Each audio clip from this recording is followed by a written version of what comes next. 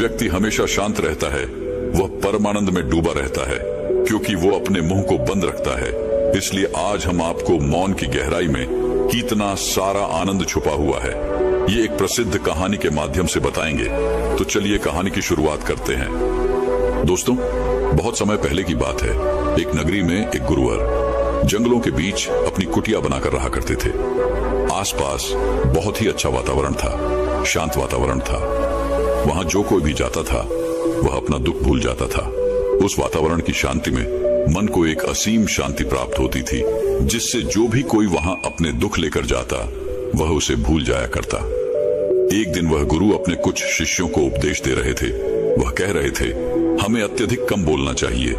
हमारे पास 2 कान और 1 मुंह है। इसका अर्थ यह है कि हम जितना बोलते हैं उसका 2 गुना हमें सुनना चाहिए, और यही प्रकृति भी चाहती है। इसलिए उसने हमें इस रूप में ढाला है। इसलिए इस प्रकृति ने हमें 2 कान और 1 मुंह दिया है। तुमने देखा होगा कि इस प्रकृति में जिस भी पदार्थ की संख्या अत्यधिक है उस पदार्थ की कीमत उतनी ही कम है, और जो पदार्थ बहुत कम है उसकी कीमत उतनी ही ज्यादा है। और यही नियम हमारी जीभा पर भी लागू होता है। हम जितना कम बोलेंगे लोग हमारी बातों को उतना ही गहराई से समझेंगे, हमें उतनी ही गंभीरता से लेंगे। वह हमारी बात सुनेंगे, समझेंगे और हमारी इज्जत भी करेंगे। उन गुरु की यह बात सुनकर उन सभी शिष्यों में से एक शिष्य खड़ा हुआ और उसने उन गुरु से कहा है, गुरुवर, आपकी बातों को बीच में काटने के लिए क्षमा चाहता हूँ, लेकिन मेरा एक प्रश्न है, क्या मैं आपसे पूछ सकता हूँ? इस पर वह गुरुवर कहते हैं, अवश्य पूछो, तुम क्या पूछना चाहते हो? तभी शिष्य कहता है गुरुवर, यदि हम कम बोलेंगे तो हमारी बात सामने वाला किस तरह से समझ पाएगा? इस पर वह गुरुवर कहते हैं, तुम क्या कहना चाहते हो? तभी वह शिष्य उन गुरुवर से कहता है, गुरुवर, मान लीजिए कि मुझे किसी को उपदेश देना है और मैं उस उपदेश को थोड़ा ही बताता हूँ, अर्थात कम बोलता हूँ, तो भला वह उपदेश उन लोगों को किस तरह से समझ में आएगा? और यदि मैंने उनसे कम शब्द कहे, कम बातें कही और उन लोगों को वह बात समझ नहीं आई, तो वो लोग मुझे गलत समझेंगे, या फिर यह भी हो सकता है कि वो लोग मेरी बातों का गलत मतलब निकाले। और हमने अक्सर अपने आसपास ये भी देखा है कि जब भी कोई झगड़ा करता है, मारपीट करता है, ऐसे समय पर जो व्यक्ति शांत रहता है, कम बोलता है, लोग उसे डरपोक समझते हैं, उसे मारते पिटते हैं, उसे डरपोक समझकर उसका उपहास करते हैं, अपशब्द कहते हैं, लेकिन वह कम बोलने वाला व्यक्ति उनसे कुछ नहीं कह पाता। इसीलिए है गुरुवर, तो ऐसे समय पर भी क्या हमारा शांत रहना उचित होगा? तभी वह गुरुवर मुस्कुराने लगे और अपने उस शिष्य से कहते हैं, मैं तुम्हें एक कहानी सुनाता हूँ। इस कहानी के जरिए तुम्हें तुम्हारे सभी सवालों के जवाब मिल जाएंगी। इस कहानी को बड़े ही ध्यानपूर्वक सुनना और इसे समझने का प्रयास करना। बहुत समय पहले की बात है। एक छोटा सा राज्य था। उस राज्य का राजा अत्यधिक धनवान था। उसके पास किसी चीज की कोई कमी नहीं थी। उसका परिवार, उसका राज्य बहुत फला फूला हुआ था। प्रजा अपने राजा से बहुत खुश थी। प्रजा हमेशा अपने राजा का गुणगान किया करती थी। एक दिन वह राजा भरे राज्य दरबार में यह ऐलान करता है कि जो भी व्यक्ति मेरे मन की बात मुझे साफ और स्पष्ट तौर पर बता देगा, मैं उसे 100 सोने के सिक्के इनाम में दूंगा। राजा ने जो यह ऐलान किया था, यह बात पूरे राज्य में फैल गई। राज्य के हर कोने से बड़े बड़े विद्वान, बड़े बड़े साधु, बड़े बड़े पंडित, बड़े बड़े ज्ञानी सभी राज दरबार में उपस्थित होने लगे। कोई कहता कि है राजन, आप बहुत धनी है, तो कोई कहता आप बहुत विद्वान हैं। कोई उनकी राज्य की प्रशंसा करता, तो कोई उनकी वीरता की गुण गाता। कोई उनकी प्रजा के बारे में कहता, तो कोई उनकी ज्ञान की बातें करता। लेकिन सभी की बातें सुनकर राजा केवल एक ही बात कहता था, नहीं, इनमें से कोई भी बात मेरे मन में नहीं है। इनमें से कोई भी बात मेरे दिल की है ही नहीं। सभी ने बहुत प्रयत्न किए, सभी ने बहुत अच्छी अच्छी बातें उस राजा को बताई, लेकिन राजा हर बार केवल एक ही बात कहता था कि जो भी बातें आप लोगों ने कही हैं, ऐसी कोई भी बात मेरे मन में है ही नहीं। ये बात सुनकर वहां पर उपस्थित सभी लोग बहुत निराश हो चुके थे। किसी को कुछ समझ नहीं आ रहा था कि आखिर राजा के मन में क्या चल रहा है। राजा किस बात से प्रसन्न होंगे और कैसे उन्हें वह 100 सोने के सिक्के प्राप्त होंगे। जहां एक तरफ राज दरबार में बड़े बड़े विद्वान, पंडित साधु उपस्थित थे। वहीं दूसरी तरफ उसी नगर में एक गरीब ब्राह्मण भी रहता था। एक दिन उसकी पत्नी उस ब्राह्मण से कहती है, आप यहाँ बैठे बैठे क्या कर रहे हो? राज दरबार में जाओ। राजा ने ऐलान किया है कि जो भी उनके मन की बात उन्हें बताएगा, उन्हें वह 100 सोने के सिक्के इनाम में देंगे। यह आवाज सुनने के बाद से बड़े बड़े विद्वान, बड़े बड़े पंडित, बड़े बड़े साधु और बड़े बड़े ज्ञानी राजा के दरबार में उपस्थित हैं और उन्हें तरह तरह की बातें बता रहे हैं। आप भी वहां क्यों नहीं जाते? आप भी वहां जाओ। राजा को उनके मन की बात बताओ ताकि राजा प्रसन्न हो सके और आपको इनाम में 100 सोने के सिक्के दें। अपनी पत्नी की यह बात सुनकर वह ब्राह्मण कहता है, तुम मूर्ख हो क्या? वे लोग राजा के बड़े खास लोग हैं, वो बड़े विद्वान हैं, पंडित हैं, ज्ञानी हैं उनके सामने। भला मैं क्या हूं? वह काम बड़े बड़े पंडितों का है, बड़े बड़े साधुओं का है, जिसने भी इस दुनिया का बहुत सारा ज्ञान अर्जित किया होगा। यह उसी के बस की बात है, मेरे बस की नहीं। वैभव राजा के मन की बात किस तरह समझ सकता हूँ? हम गरीब हैं और हमें उस राज दरबार में जाने के लिए भी अनुमति चाहिए, और ऐसे में तुम मुझे उस राज दरबार में भेजना चाहती हो। यदि मैंने उनके मन की बात कह भी दी तो वह भला हमें 100 सोने के मोहरे क्यों देंगे? अपने पति की यह बात सुनकर उसकी पत्नी कहती है, ओहो, मुझे कुछ नहीं पता। आप उस राज दरबार में जाइए और जैसा मैं कहती हूँ बिल्कुल वैसा कीजिए। जब आप उस राज दरबार में जाएंगे और राजा जब आपकी तरफ देख रहे होंगे, तब आपको पूर्व दिशा की तरफ अपनी एक उंगली उठा देनी है। और मुझे पता है कि राजा बहुत समझदार है, वह आपकी बात जरूर समझ जाएगा और आपको 100 सोने के सिक्के इनाम में देगा। अपने पत्नी की यह बात सुनकर वह ब्राह्मण जोर से हंस पड़ता है और कहता है, अरे तुम मूर्ख हो गई हो क्या? तुम्हें क्या लगता है एक पूर्व दिशा में मेरी एक उंगली उठाने से राजा मुझे 100 सोने के सिक्के दे देगा और वहां पर जो बड़े बड़े विद्वान, पंडित, साधु और ज्ञानी बैठे हुए हैं, वो लोग चुपचाप केवल नजारा देखते रहेंगे? क्या वह कुछ नहीं कहेंगे? इस पर उस ब्राह्मण की पत्नी कहती है, मैंने आपसे जितना कहा है आप बस उतना कीजिए और आप देखेंगे कि राजा आपको ही 100 सोने के सिक्के इनाम में देंगे। ब्राह्मण की पत्नी जैसे तैसे अपने पति को मना लेती है। अगले ही दिन वह ब्राह्मण राज दरबार में पहुंचता है। वह ब्राह्मण बहुत ही डरा सहमा हुआ था। इतने लोगों की भीड़ को देखकर वह बहुत डर रहा था, लेकिन वह अपनी पत्नी की बात मानकर उस राज दरबार में उपस्थित रहा, खड़ा रहा। जैसे ही राजा की नजर उस ब्राह्मण पर पड़ी, वह ब्राह्मण अपनी पत्नी की बात मानते हुए एक उंगली पूर्व दिशा की तरफ उठा देता है। यदि राजा बहुत प्रसन्न होता है और राजा तुरंत ही उसे 100 सोने के सिक्के इनाम में देता है।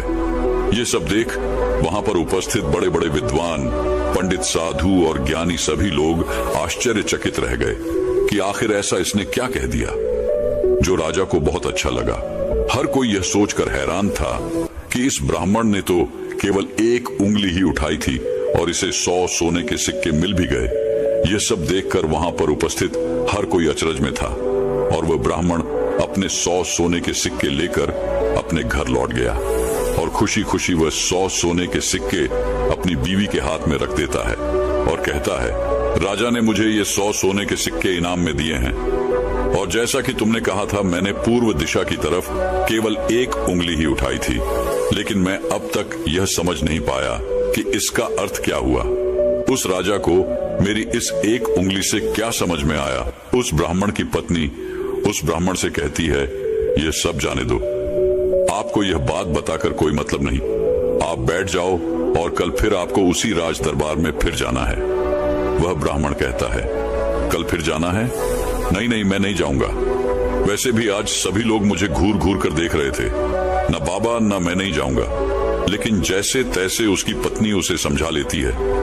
अगले दिन ब्राह्मण एक बार फिर तैयार होता है और अपनी पत्नी से पूछता है, अच्छा बताओ आज मुझे क्या करना है? तभी उस ब्राह्मण की पत्नी कहती है, आज आपको पश्चिम दिशा की तरफ अपनी एक उंगली उठानी है। वह अपनी पत्नी की बात मानकर फिर से एक बार राज दरबार पहुंच जाता है। जैसे ही राजा की नजर उस पर पहुंचती है, वह ब्राह्मण अपनी एक उंगली पश्चिम दिशा की ओर उठा देता है। यह देख राजा एक बार फिर प्रसन्न हो जाता है। वह राजा उन्हें 100 सोने के सिक्के फिर से इनाम दे देता है। यह सब देखकर वहां पर उपस्थित हर कोई बड़ा हैरान थे। हर कोई अचरज में था कि आखिर ये सब हो क्या रहा है। हम यहाँ पर अच्छी अच्छी बातें बता रहे हैं, राजा को तरह तरह का ज्ञान दे रहे हैं, लेकिन राजा उससे प्रसन्न नहीं हो रहे। और यह ब्राह्मण है कि केवल एक उंगली उठाता है और राजा उसकी बातों से खुश हो जाते हैं, उसे 100 सोने के सिक्के ही इनाम में दे देते हैं। और तो और ये कुछ बोलता भी नहीं, चुपचाप आता है, उंगली उठाता है, इनाम लेता है और चला जाता है। हर कोई केवल बस यही जानना चाहता था कि आखिर उस ब्राह्मण को ऐसा कौन सा ज्ञान है जो उनके पास नहीं। अगले दिन फिर से वह ब्राह्मण राज दरबार में आता है और अब की बार वह अपनी उंगली उत्तर दिशा की तरफ उठाता है और अब की बार भी राजा प्रसन्न होकर उसे 100 सोने के सिक्के इनाम में देते हैं। ये सब देख देख कर वहां पर उपस्थित हर बड़ा से बड़ा विद्वान थक चुका था। उन्हें कुछ भी समझ नहीं आ रहा था कि आखिर एक उंगली उठाने से राजा किस तरह से प्रसन्न हो जा रहे हैं। यह बात देखकर हर किसी ने यह तय किया कि अब यदि उंगली उठाने से ही उन्हें इनाम मिल सकता है तो वह राजा के सामने बड़ी बड़ी बातें क्यों करें, बड़ा बड़ा ज्ञान राजा को क्यों बताएं। उससे अच्छा है कि वो सब मिलकर एक ही दिशा की तरफ उंगली उठाएंगे। सभी ने मिलकर ये तय कर लिया था। अगले दिन सुबह सुबह वह ब्राह्मण फिर से राज दरबार में आने के लिए तैयार हो रहा था और वह अपनी पत्नी से पूछता है, बताओ आज मुझे क्या करना होगा। इस पर उसकी पत्नी कहती है, आज आपको कुछ नहीं करना, आज आप घर पर ही बैठे। उस दिन सभी ब्राह्मण, सभी विद्वान, सभी साधु संत वहां पर उपस्थित थे। राजा के आते ही सब खड़े हुए। जैसे ही राजा की नजर उनसे मिली, सभी ने दक्षिण दिशा की तरफ अपनी उंगली उठा दी। यह देखकर राजा को बड़ा क्रोध आया। राजा ने गुस्से में सभी पंडितों को, सभी विद्वानों को कारावास में डलवा दिया। और यह देखकर वहां पर उपस्थित हर बड़ा से बड़ा विद्वान आश्चर्यचकित था। वो हैरान था कि आखिर हमने ऐसी क्या गलती कर दी। जब वो ब्राह्मण अलग अलग दिशाओं में अपनी उंगली उठाता है तो उसे 100-100 सोने के सिक्के इनाम में मिलते हैं, और आज जब हमने एक साथ एक ही दिशा की तरफ अपनी उंगली उठाई तो हमने क्या गलत कर दिया। भला राजा क्या समझ रहा है। ऐसा कौन सा ज्ञान है, ऐसा कौन सा राज है जो हम नहीं जानते, जिसके बारे में हम में से किसी को कुछ नहीं पता। यह उंगली करने वाला कौन सा नया ज्ञान है जो हमने आज तक नहीं सीखा, जिसके बारे में हम में से किसी को आज तक कुछ नहीं पता।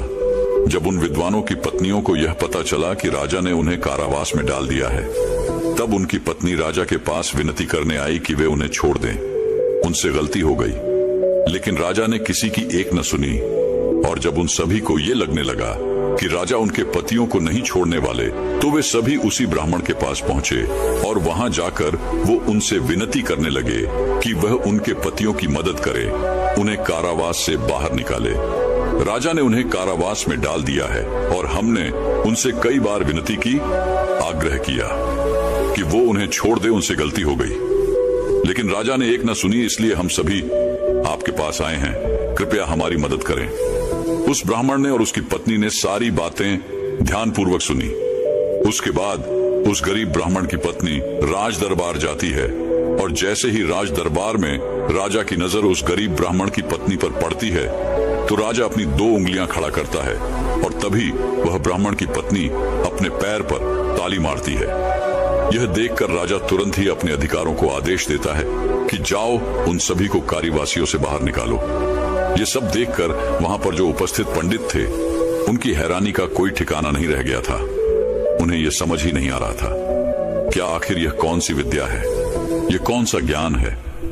कभी वह ब्राह्मण एक उंगली खड़ी करता है, कभी राजा 2 उंगलियां खड़ी करता है और कभी यह ब्राह्मण की पत्नी अपने टांगों पर ताली पीटती है।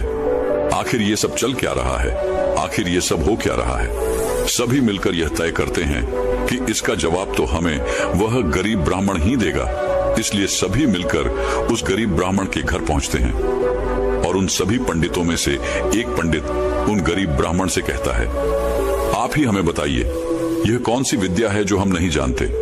आपको भला राजा ने इतनी बार इनाम क्यों दिया, और जब हमने एक दिशा में उंगली उठाई तो हमें कारावास में डाल दिया, और जब हमारी पत्नियां हमें छुड़ाने आई, उन्होंने राजा से विनती की, राजा से आग्रह किया कि वह हमें छोड़ दें, लेकिन राजा ने उनकी एक ना सुनी।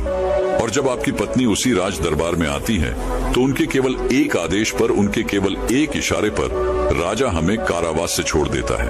आखिर यह सब हो क्या रहा है? आखिर आपने ये सब कैसे किया? क्या आप हमें भी यह ज्ञान दे सकते हैं? क्या आप हमें भी यह विद्या सिखा सकते हैं? उन सभी की यह बात सुनकर तो ब्राह्मण उन सभी से कहता है, इसमें मैंने कुछ नहीं किया है, ये सब तो मेरी पत्नी का किया धरा है। ये सब ज्ञान तो उसने ही मुझे दिया है और उसने जैसा मुझसे कहा मैं वैसा करता चला गया।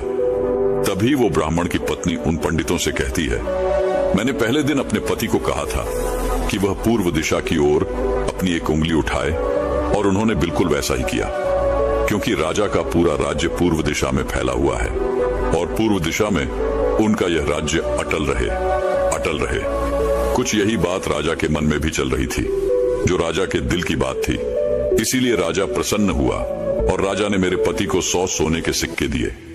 दूसरे दिन जब मेरे पति आए तो मैंने उन्हें कहा कि तुम आज के दिन पश्चिम दिशा की तरफ अपनी एक उंगली उठाना, जिसका अर्थ यह था कि आपका राज्य सूरज के उगने से ढलने तक के बीच में आप ही का राज्य रहेगा। यह बात राजा समझ चुके थे, क्योंकि राजा बहुत ज्ञानी है। इसी कारण राजा ने फिर से प्रसन्न होकर मेरे पति को 100 सोने के सिक्के दिए। तीसरे दिन मैंने अपने पति को यह कहा था कि वह उत्तर दिशा की ओर अपनी उंगली उठाए और इन्होंने राज दराबाद में बिल्कुल वैसा ही किया। उत्तर दिशा की तरफ उंगली उठाने का अर्थ यह था कि जिस प्रकार इस राज्य के जो पहले राजा थे उनका राज्य अटल था, ठीक उसी प्रकार आपका राज्य भी अटल रहेगा। और यह बात भी राजा के मन की ही थी, जिस कारण राजा ने प्रसन्न होकर उन्हें 100 सोने के सिक्के इनाम दिए। लेकिन चौथे दिन जब मेरे पति तैयार होकर राज दरबार के लिए निकल रहे थे, तब मैंने इन्हें मना कर दिया। मैंने इन्हें घर पर ही बिठा दिया, क्योंकि मैं जानती थी अब आगे हमें कोई भी सोने के सिक्के नहीं मिलने वाले। उनके मन की जो भी बातें थी वो हमने पहले ही कर दी थी। लेकिन उसी वक्त आप लोगों की मूर्खता के कारण आप सभी ने दक्षिण दिशा की तरफ उंगली उठा दी और इधर तो राजा रावण का राज्य चला गया। उसे मार दिया गया था, इसलिए राजा ने इसे एक गलत निर्देश समझा, एक गलत संदेश माना और आप सभी को कारावास में डाल दिया। तभी उन सभी पंडितों में से एक पंडित यह कहता है कि ये सब तो ठीक है, लेकिन आपने हमें बाहर कैसे निकाला, जबकि राजा ने तो हमें बाहर निकाले से मना कर दिया था। तभी वह ब्राह्मण की पत्नी कहती है, जब मैं अपने हाथों में चारा लेकर राज दरबार पहुंची तो राजा ने 2 उंगली खड़े कर दी और मैं उनका संदेश समझ चुकी थी। इसलिए मैंने अपने हाथों से अपने पैरों पर काली पीटी, जिसका अर्थ यह था कि यह तो केवल जानवरों की जैसे हैं, ये तो केवल खाने वाले हैं। राजा का अर्थ यह था कि जानवर 2 प्रकार के होते हैं, सिंह वाले और बिना सिंह वाले, और मेरे ताली पीटने का अर्थ यह था, ये तो बिना सिंह वाले हैं और इनसे आपको कोई नुकसान नहीं, ये तो केवल खाने वाले जानवरों में से हैं, ये आपको कभी भी नुकसान नहीं पहुंचा सकते। और इसी कारण राजा ने आप सभी को कारावास से बाहर निकाल दिया।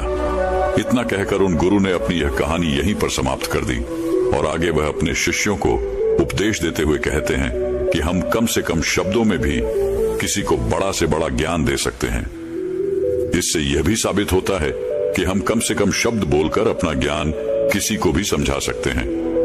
लेकिन यहाँ पर एक बात और समझने वाली ये है कि जो ज्ञान अर्जित कर रहा है, जिसे हम ये ज्ञान दे रहे हैं, वह अभी उस ज्ञान को समझने वाला होना चाहिए, ज्ञानी होना चाहिए। तभी तो ज्ञान देने का हमारा मकसद पूरा हो सकेगा। अन्यथा हम चाहे कितने भी शब्द बोले, उसे कितना भी समझा ले, उसे कितना भी ज्ञान क्यों ना दे दे, हमारा मकसद कभी पूरा नहीं हो पाएगा, क्योंकि वह हमारी बातें कभी समझ ही नहीं पाएगा। वह तो एक जानवर की तरह होगा जिसे ज्ञान देकर हमारा कोई लाभ नहीं होगा।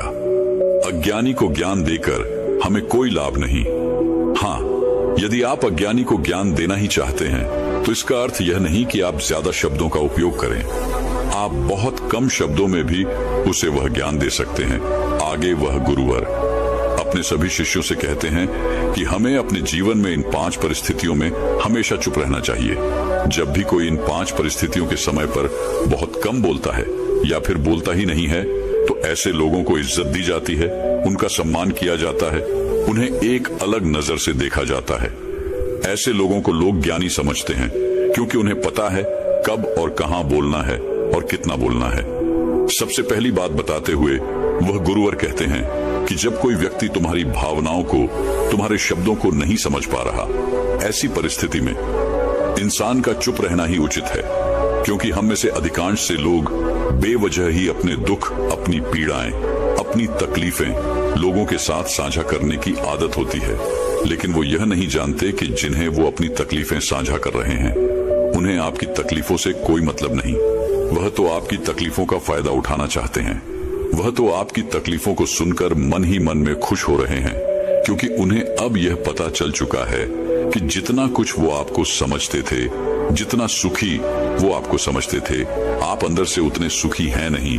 आपका सुख चैन लुट चुका है और यह जानकर उन्हें बहुत प्रसन्नता होती है। वह बहुत खुश होते हैं और ऐसे समय पर वह आपका साथ भी छोड़ देते हैं, क्योंकि कोई भी एक दुखी व्यक्ति के साथ रहना पसंद नहीं करता। इसलिए जब भी ऐसी कोई परिस्थिति आए, जब आपको लगे कि मुझे अपनी भावनाओं को, अपने शब्दों को किसी के साथ साझा करना चाहिए, तो ऐसे समय पर आप अपने कुछ करीबी खास परिवार के सदस्य हो या फिर कुछ ऐसे खास मित्रों से अपनी बात साझा कर सकते हैं जिन पर आपको पूरा यकीन हो। और अन्यथा यदि आप किसी और के साथ अपने मन की यह बातें साझा करेंगे तो वो लोग आपको बेवकूफी समझेंगे और ऐसे समय पर आप केवल मजाक के पात्र ही बनेंगे। दूसरी जगह जहां पर हमें चुप रहना चाहिए, जब हमें किसी विशेष मौके के बारे में अधूरी जानकारी हो, किसी विशेष घटना के बारे में जब हम नहीं जानते, जब हमें अधूरा ज्ञान हो, तो ऐसे मौके पर हमेशा चुप रहना चाहिए। हम में से अधिकांश लोगों को यह शौक होता है कि वे अपने ज्ञान का प्रदर्शन करें, लेकिन अधिकांश लोगों को आपने देखा होगा कि उन्हें उस विषय के बारे में अधूरा ज्ञान होता है, जिस कारण वह हर समय लोगों के बीच मजाक का पात्र बनते हैं।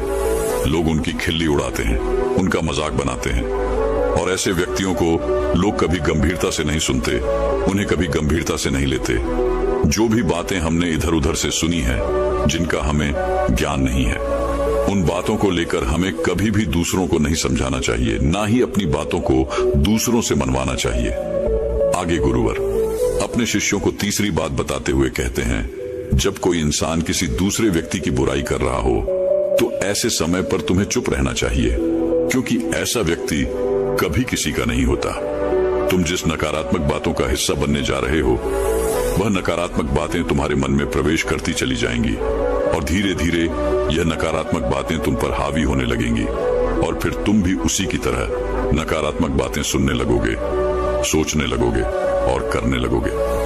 इसीलिए कभी भी इन चीजों का हिस्सा न बने, क्योंकि जो व्यक्ति तुम्हारे सामने किसी तीसरे व्यक्ति की बुराई कर रहा है, ऐसा जरूरी नहीं कि वो तुम्हारी बुराई उस तीसरे व्यक्ति के सामने न कर रहा हो। ऐसे व्यक्ति कभी किसी के नहीं होते, वह पीठ पीछे एक दूसरे की बुराई करते ही रहते हैं। इसलिए जब भी कोई व्यक्ति तुम्हारे सामने किसी तीसरे व्यक्ति की बुराई कर रहा हो, तो तुम्हें उसकी बातें केवल ध्यानपूर्वक सुननी है, लेकिन उस पर कोई भी प्रतिक्रिया नहीं देनी। आगे वह गुरुवर अपने शिष्यों को अगली बात बताते हुए कहते हैं, जब कोई व्यक्ति तुम पर गुस्सा कर रहा हो, तुम पर चिल्ला रहा हो, तुम्हारा अपमान कर रहा हो, तुम्हें अपशब्द कह रहा हो, ऐसे वक्त पर तुम्हें शांत रहना चाहिए, चुप रहना चाहिए, क्योंकि तुम्हारे मौन से बड़ा और कोई हथियार नहीं। तुम चुप रहकर उसके सभी सवालों का जवाब उसे दे सकते हो, और तो और तुम चुप रहकर उसके गुस्से को शांत करने में उसकी मदद भी कर सकते हो, और ऐसा करने से तुम इस परिस्थिति को और बिगड़ने से बचा सकते हो। और देखना, जब गुस्सा करने वाला व्यक्ति शांत होगा, जब उसका गुस्सा शांत हो जाएगा, तो उसे अपनी गलती का एहसास भी होगा और वह तुमसे माफी भी मांगेगा। इसलिए तुम्हें ऐसे जगहों पर चुप रहना चाहिए, किंतु तुम्हें हर जगह पर चुप भी नहीं रहना चाहिए। जब तुम्हें लगे कि कोई व्यक्ति गलत कर रहा हो, तो उसका विरोध कर शांत मत रखो, क्योंकि यदि तुम ऐसी परिस्थिति में चुप रहोगे तो वह तुम्हें कमजोर समझेगा, तुम्हें डरपोक समझेगा और तुम्हारे इस कमजोरी का फायदा भी उठाएगा। गुस्से का ये जो तरीका है, ये केवल अपनों के साथ ही अच्छा है, जैसे तुम्हारा परिवार, सगे संबंधी, तुम्हारे खास मित्र, लेकिन हर इंसान के सामने तुम्हें ऐसे नहीं रहना। यदि तुम्हारे साथ कोई गलत कर रहा हो, तो इसका जवाब तुम्हें उसे अवश्य देना चाहिए। आगे वह गुरुवर अपने शिष्यों को पांचवी बात बताते हुए कहते हैं कि जब कोई व्यक्ति अपने मन की बात, कोई घटना या कोई दुख भरी बातें तुम्हारे साथ साझा कर रहा हो, तो ऐसी स्थिति में हमें चुप रहकर ध्यानपूर्वक उसकी सारी बातें सुननी चाहिए। आपने तो देखा ही होगा, जब हम अपनी परेशानी किसी के साथ साझा कर रहे होते हैं, उसी वक्त हमारा कोई ऐसा मित्र या फिर कोई ऐसा सगा संबंधी अवश्य होता है जो हमारी बात पूरी करने से पहले हमें समाधान देना शुरू कर देता है। और जब कोई ऐसा करता है तो हमारे मन में क्रोध उत्पन्न होता है। हम उस व्यक्ति से बात तक करना पसंद नहीं करते, जबकि ऐसी परिस्थिति में हमें शांत रहना चाहिए, क्योंकि सामने वाला हमसे यही उम्मीद करता है। हम शांत रहकर उसकी सारी बातें ध्यानपूर्वक सुने, जिससे जब वह अपनी बात पूरी करे तो उसे शांति का अनुभव हो। और जब हम ऐसा करते हैं तो उसके मन में हमारे लिए और भी इज्जत बढ़ जाती है। वह यह जान पाता है कि कोई तो है जो हमारी बातें सुनता है, हमें समझता है, जिससे वह तुम्हारी और भी इज्जत करता है, वह तुम्हारा और भी सम्मान करने लगता है। इसलिए ऐसी परिस्थितियों में हमें चुप रहना चाहिए। इतना कहकर वह गुरुवर आगे कहते हैं कि इन 5 स्थितियों को हमेशा याद रखना, और यहाँ पर इंसान को हमेशा कम ही बोलना चाहिए, क्योंकि इंसान एक दुकान की तरह है और दुकान का ताला है हमारी जीभा। और जब इस ताले से हमारी दुकान खुलती है, अर्थात हमारे अंदर की बातें जब बाहर आती हैं, तभी पता चलता है कि यह इंसान अंदर से कोयले का है या फिर सोने का। इसीलिए कम बोलें, लेकिन अपने शब्दों की कीमत बढ़ा दें, और ये तभी होगा जब आप हर परिस्थितियों में सोच समझकर बोलेंगे, कम बोलेंगे और उचित बोलेंगे। तो चलिए दर्शकों, अब हर व्यक्ति का कर्म कैसे वापस लौट के आता है, इस विषय पर एक अद्भुत अगली कहानी की शुरुआत करते हैं। दोस्तों, कहा जाता है कि कर्म किसी मनुष्य का मोहताज नहीं होता, बल्कि हम मनुष्य कर्मों के मोहताज अवश्य होते हैं, क्योंकि कर्म सर्वोपरि है, सर्वश्रेष्ठ है। और यदि कोई मनुष्य ये सोचता है कि वो कोई कर्म नहीं करता, तो ये उसकी सबसे बड़ी भूल है, क्योंकि बिना कर्म के कोई भी मनुष्य। दोस्तों, उम्मीद करता हूं आपको यह वीडियो बहुत ही ज़्यादा पसंद आई होगी। तो हमारे चैनल को सब्सक्राइब ज़रूर कर लेना, क्योंकि इससे हमारा हौसला बढ़ता है और हम आशा लेते हैं कि आपको और ज़्यादा मोटिवेशन देंगे और ज़्यादा आपकी हेल्प करेंगे। तो हमारे चैनल को सब्सक्राइब ज़रूर कर लेना और ज्वाइन ज़रूर कर लेना। धन्यवाद।